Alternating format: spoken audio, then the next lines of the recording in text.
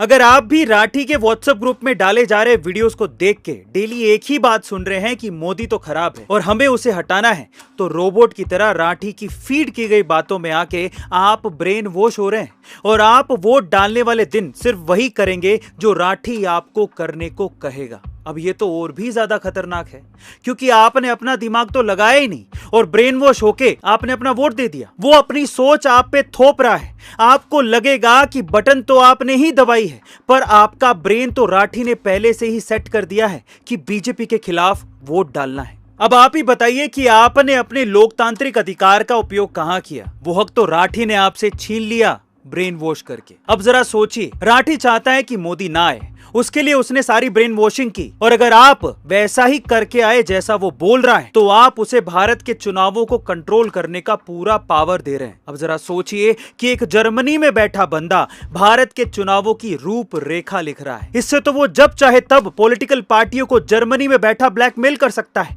मेरी ये मांग पूरी करो, नहीं तो मैं सरकार गिरा दूंगा, ये कह के आने वाले टाइम पे वो मोटा पैसा ऐंठ सकता है। तो क्या अब वीडियोस बना के वो सरकारें बदल सकता है? और अगर ये पावर आपने उसको दे दी तो सारे नेता काम करना ही छोड़ देंगे, बोलेंगे राठी की चाटो, वही सरकार बनाएगा।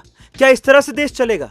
ये हो क्या रहा है इस देश में? अब राठी तब सही होता जब वो आपको ये कहता कि चलो आओ, तुम्हारे क्षेत्र में खड़े हर एक उम्मीदवार का अच्छा काम और बुरा काम बताता हूं, किसने क्या काम किया है। या चलो इतना टाइम उसके पास नहीं है तो कांग्रेस और बीजेपी के कामों का कंपैरिजन करता और फिर ये कहता कि अब आपको अपने विवेक से वोट देना है। पर ये क्या बात हुई? मोदी खराब है, मोदी खराब है, जाओ कांग्रेस को वोट दे के आओ।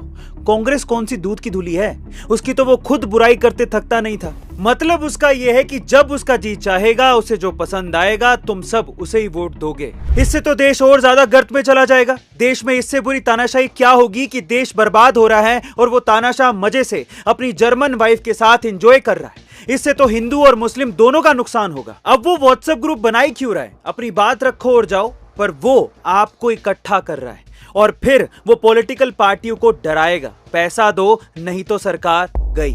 हो तो कुछ भी सकता है। अब इसे मोदी जी अच्छे नहीं लगते तो ये अपनी सोच हम सब पे थोप रहा है और कांग्रेस को वोट करने को कह रहा है, और आप इसकी बातों में आ रहे हो क्योंकि आप तो राठी के गुलाम हो चुके हो, उसके व्हाट्सएप ग्रुप के हिस्सा हो, और आप वही करोगे जो वो कहेगा, वही मानोगे जो वो दिखाएगा। फिर लोकतंत्र कहां बचा? ये सवाल हिंदू और मुस्लिम दोनों भाइयों से है कि अगर आप राठी के कहने पर वोट देने जा रहे हैं तो क्या आपने अपनी सोच राठी के यहां गिरवी नहीं रख दी है? आप भी उसके गुलाम होके वोट डाल के लोकतंत्र का गला नहीं घोट रहे हैं।